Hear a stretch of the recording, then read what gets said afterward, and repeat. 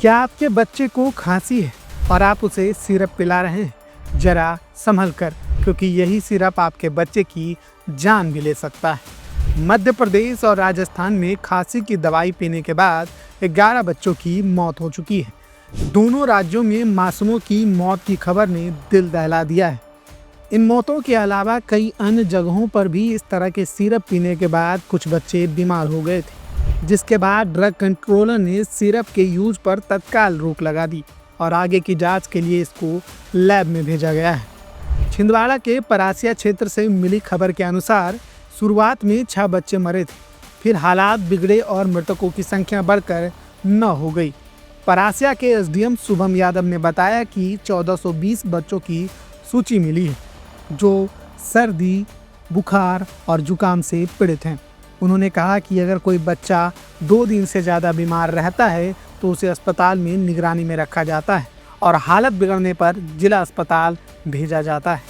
पानी और मच्छर संबंधी जांच समान आई, पर सिरप और अन्य नमूनों की जांच जारी है। हर दूसरे दिन जैसे ही बच्चा हमें पता चलता है कि बीमार है, उसके हर दूसरे दिन हम बच्चे को अस्पताल में लाते हैं, अपने सिविल अस्पताल परासिया में, और उनको हम 6 घंटे की अपनी मॉनिटरिंग में रखते हैं। उसमें अगर बच्चा सुधर जाता है तो उसे घर भेज देते हैं और फिर हम प्रयास करते हैं कि हफ्ते में एटलीस्ट 1 से 2 बार घर पे विजिट हो, ताकि रिलैप्स के केस ना हो।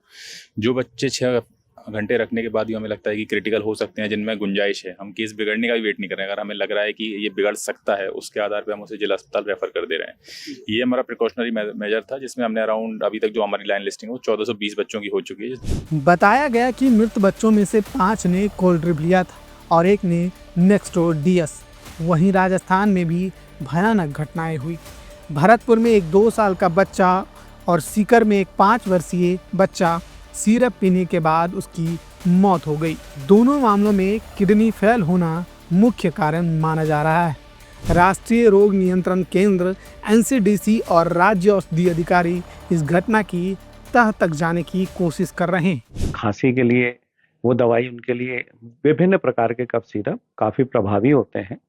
ये जो कफ सिरप है जिसकी चर्चा हो रही है, इसमें भी जो दवाइयां हैं जैसे डेक्सोमेथार्फेन है, इसके अलावा वो ग्लूकोरिल ब्रोमाइड है, तो ये जो उसमें कंटेंट मिले हुए हैं, ये कंटेंट रहते तो हैं, लेकिन मुझे ऐसा लगता है कि ये कुछ ज़्यादा मात्रा में ना मिलाए गए हों, जिससे बच्चों के विभिन्न अंगों पर दुष्प्रभाव पड़ा। और काफ़ी बच्चों के लिए इसका उपयोग हुआ होगा और कुछ बच्चों पे उसका दुष्प्रभाव हुआ।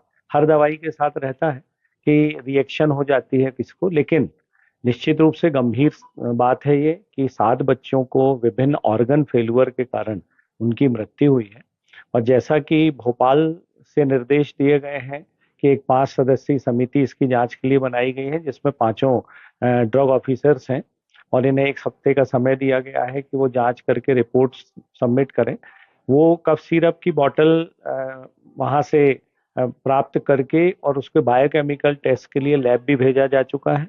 अब बड़ा सवाल ये है कि आखिर खांसी में राहत देने वाली ये दवा जानलेवा कैसे बन सकती है। यह पहली बार नहीं है कि किसी सामान्य दिखने वाली दवा ने बच्चों के लिए खतरा पैदा किया हो। डेक्स्ट्रोमेथोर्फोन हाइड्रोब्रोमाइड, जो कई कफ सिरपों में खांसी बंद करने के लिए मौजूद होता है, सही उम्र और सही खुराक के बिना खतरनाक साबित हो सकता है।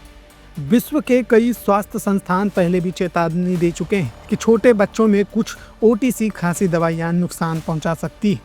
इसके साइड इफ़ेक्ट्स में सांस रुकना, नींद में दबाव बनना, चक्कर, दौरे और यहाँ तक कि मौत हो सकती है। यानी राहत देने वाली यह सिरप अगर गलत उम्र या गलत हालत में दिया जाए तो जहर साबित हो सकता है।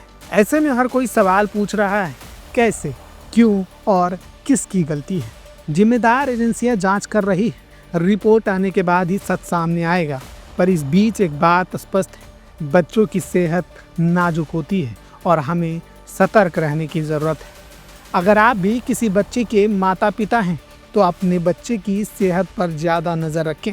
किसी भी नई दवा देने से पहले डॉक्टर से बात करें और किसी भी अनियमितता का तुरंत स्थानीय स्वास्थ्य विभाग को बताएं, क्योंकि एक छोटी सी लापरवाही मासूम जिंदगी पर भारी पड़ सकती है। लगातार जुड़े रहने के लिए आयुक्त को सब्सक्राइब जरूर करें।